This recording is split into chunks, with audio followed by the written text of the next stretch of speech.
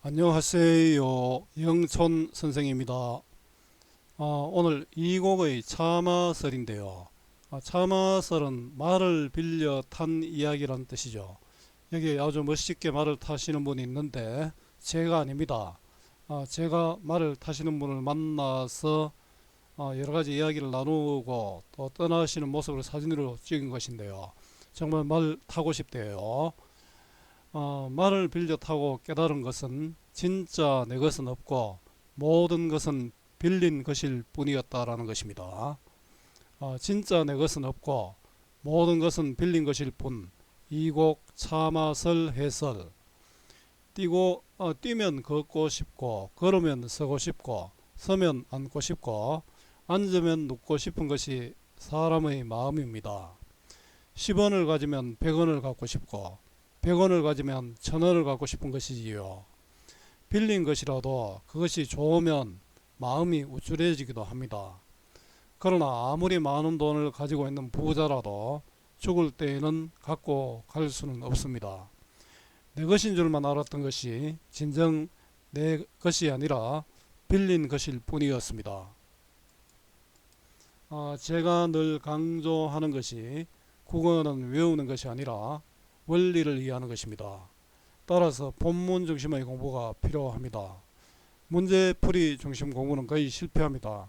조금 더 구체적으로 이야기하면 핵심 내용을 한 장에 깔끔하게 요약해 놓은 거 보고 문제만 푸는 공부는 100% 실패합니다. 국어는 정답을 찾는 것이 아니라 주어진 상황에서 알맞은 답을 찾는 것 꼭 기억하세요. 참화설은 말을 빌렸한 개인적인 경험을 통해 소유에 대한 보편적인 깨달음을 제시하고 올바른 삶의 태도를 촉구하는 교훈적 수필입니다. 이 글은 개인적인 일상의 경험을 제시한 사실과 경험을 일반화한 의견, 지필 의도로 구성되어 있습니다. 사실 부분에서는 말을 빌렸한 경험을 통해 말의 상태에 따라 다루는 사람의 태도가 달라지는 것에 대해 설명하고 있고요. 의견 부분에서는 이러한 심리 변화가 자신의 소유한 것에 대해서는 더욱 극심할 것이라고 지적하면서 소유 전반에 대한 문제로 일반화하고 있습니다. 글쓴이는 세상의 부귀와 권세도 본래부터 소유한 것이 아니라 누군가에게 빌린 것임을 예를 들어 제시하면서 세상 사람들은 이를 망각하고 마치 자기 소유인 양 생각하고 반성할 줄 모른다고 맹자의 말을 인용하여 지적하고 있습니다. 즉 글쓴이는 외물에 따른 인간의 심리 변화와 그릇된 소유 관념에 대해 비판하고 있는 것이지요. 말을 빌렸한 경험을 통해 소유에 대한 성찰과 깨달음을 보여주는 이곡의 수필 참화설 해설입니다. 자, 작품 읽는 것은 여러분들이 읽어보고요. 선생님 블로그에 다 있습니다. 바로 해설해 보겠습니다. 경주마 초코 한번 만나 보시죠 했는데 선생님이 우연한 기회에 밀양 댐 상부댐에 갔는데 마침 어떤 분이 말을 타고 계시더라고요. 자, 그 말을 보니까 너무 멋있었습니다. 사고도 잘 묻고. 자, 그 말의 모습을 제가 찍은 영상인데요. 잠시 한번 볼까요? 아이고, 여기도 광고가 나오네요. 자, 말 잘생겼죠? 말 주인하고 이야기도 했는데요. 말이 풀도 잘 뜯어먹고 또 사과를 굉장히 좋아하더라고요. 자, 이 경주마 초코를 만나면서 말에 대해서 많은 것을 저도 생각해 봤습니다. 사진도 있는데요. 자, 요 이야기를 한번 보면서 여러분들 작품을 한번 보죠.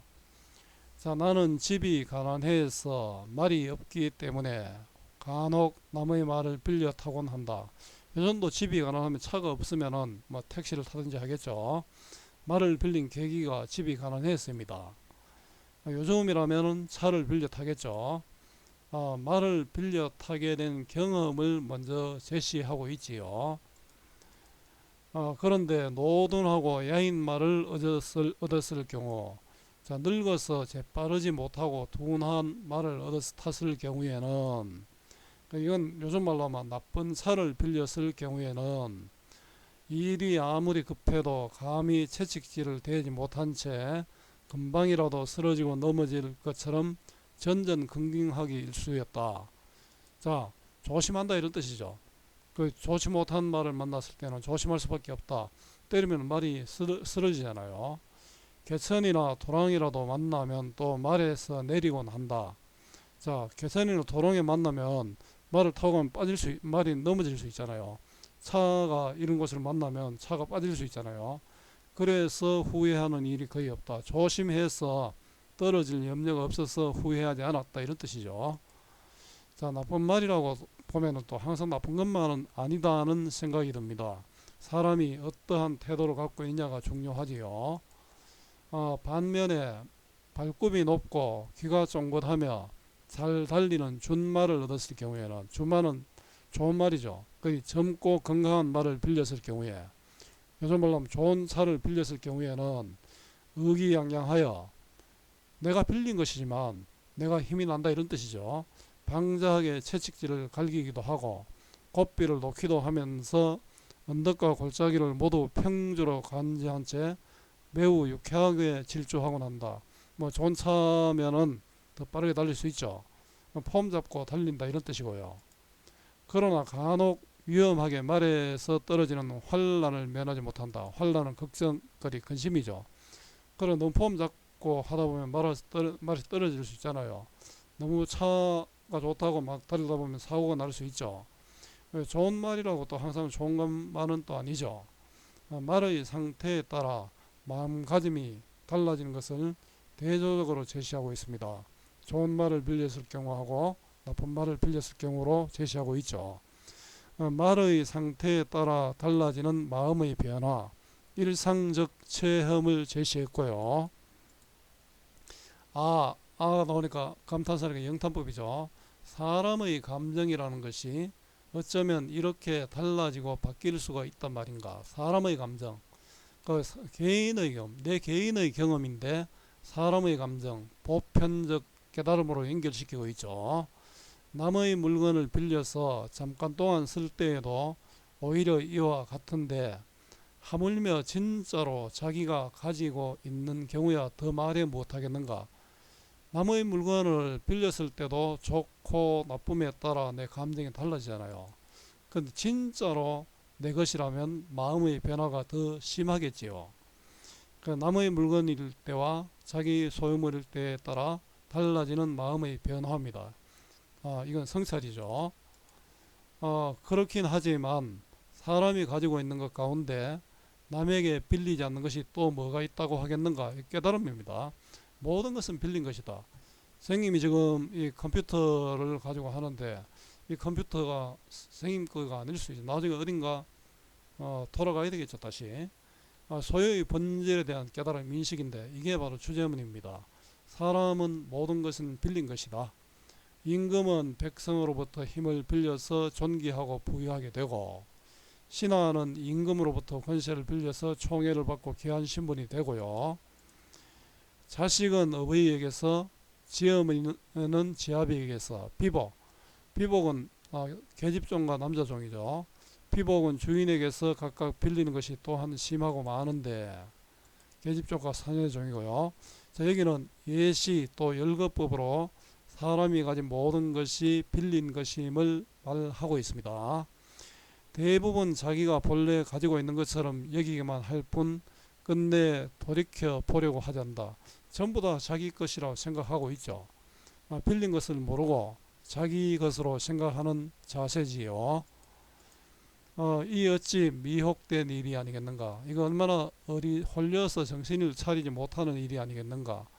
자, 빌린 것을 모르고 전부 지 것처럼 생각하고 있으니 어쩌겠노. 이런 결과가 결국은 우리 저 바다 태평양 한가운데 어마어마하게 큰 쓰레기 섬이 생겼죠. 지금 우리나라도 해안가에 가면은 각종 뭐 플라스틱 병 등 쓰레기들이 넘치고 있습니다. 미혹한 일이다. 미혹된 일이 아니겠는가.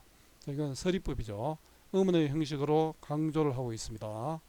그러다가 혹 잠깐 사이에 그동안 빌렸던 것을 돌려주는 일이 생기게 되면 만방의 임금도 독보가 되고, 그 만방은 온 나라, 큰 나라죠. 큰 나라의 임금도 외톨이가 되고 백성의 대부도 고신이 되는 법인데, 자, 백성의 대부는 요즘 말로 하면 100대의 차를 가진 사람이죠. 뭐 재산과 권력을 가진입니다. 100대의 수레를 가진 사람, 100대의 차를 가진 사람도 재산과 권력을 가진 이도 고신은 외로운 신하죠. 외로운 신하가 되는 법인데, 더군다나 미천한 자의 경우야 더 말해 무엇하겠는가. 미천한 자는 보통 사람들이죠. 초동급부, 감남을려, 장사미사 등이 있습니다. 여기 앞에 보면 이게 또 생각나네요. 권력자, 우리 뭐 대통령을 지낸 사람들도 감옥에 가 있잖아요. 자, 이런 것들을 가지고 있을 때는 몰랐죠. 영원히 자기 것인 줄 알았는데 국민으로부터 빌린 것인데 그걸 잘못 사용하다 보니 그걸 대했죠. 더 말해 못하겠는가. 더욱 허망할 것이다. 자, 맹자가 말하기를, 아까 앞에 사실농고들을 이야기하다 이제 맹자의 이야기를 하네요. 오래도록 차용하고서도 반환하지 않았으니 그들이 자기의 소유가 아니라는 것을 어떻게 알겠는가 라고 하였다. 자, 맹자, 즉 권위자의 말을 인용했죠. 자, 이 권위자의 말을 인용해서 주장의 타당성을 강조했는데, 이런 것을 우리 소견논거라 합니다. 논거에는, 우리 주장에는 논거가 필요하죠. 논거는 논리적인 증거인데요. 소견논거, 권위자의 의견과 또 사실논거, 구체적인 사실이 쓰입니다. 여기에 소견논거가 쓰였습니다. 자, 잘못된 소유관념에 대한 비판이고요. 자, 내가 이 말을 접하고서 느껴지는 바는 소유에 대한 잘못된 인식, 소유의 욕망에서 벗어나야 한다는 말을 하고 싶겠죠. 이런 것들은 결국 자기 분수에 만족할 줄 안다, 편안히 분수에 만족할 줄 안다, 안분지족의 자세가 필요하다는 뜻입니다. 참화서를 지어서 그 뜻을 부연해 보았다. 그걸 쓴 동기죠. 내가 이 소유에 대한 잘못된 인식을 깨닫게 하기 위해서 이 글을 썼다. 자, 갈래는 고전수필 중에 설이고요. 성격은 체험적, 자기가 체험했던 일이고, 교훈을 주니까 교훈적이고요.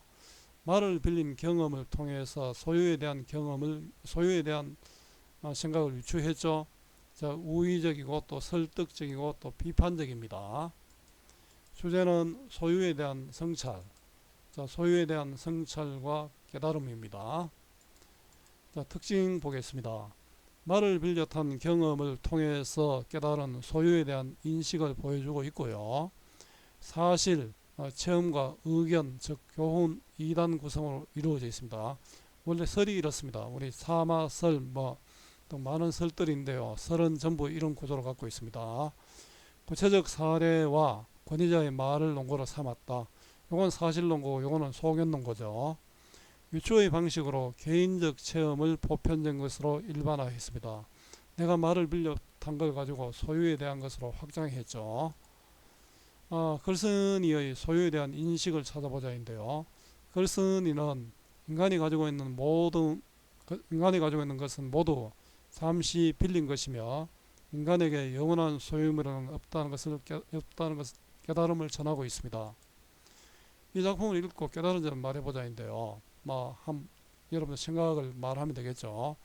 그동안 내가 가지고 있는 것은 모두 나의 것이라고 당연하게 생각하고 있었다. 그런데 이 작품을 읽으면서 소유라는 개념이 영원한 것이 아닐 수 있다는 깨달음을 얻었고, 따라서 내가 가지고 있는 물건을 더 소중히 다루어야 한다는 생각이 들었다. 자, 나아가 현대인들이 이와 같은 소유에 대해 성찰하게 된다면 우리 사회는 욕심에 가득 차서 서로 다투고 해를 끼치는 일이 줄어들 것 같다. 자, 윗글의 맹자의 의견을 인용한 이유 효과는, 자, 주장을 뒷받침하는 방법으로 구체적 사실을 제시하는 사실논거와 권위자의 의견을 인용하는 소견논거를 활용합니다. 자, 윗글은 권위자인 맹자의 말을 인용하여 자신의 주장을 뒷받침하여 설득력을 높이고 있습니다.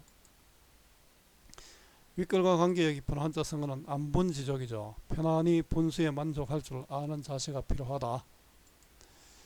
자, 국어 공부 어렵지요. 학교 수업, 학원 수업과 인강까지 들어도 오르지 않는 국어 성적, 그 이유가 무엇일까요?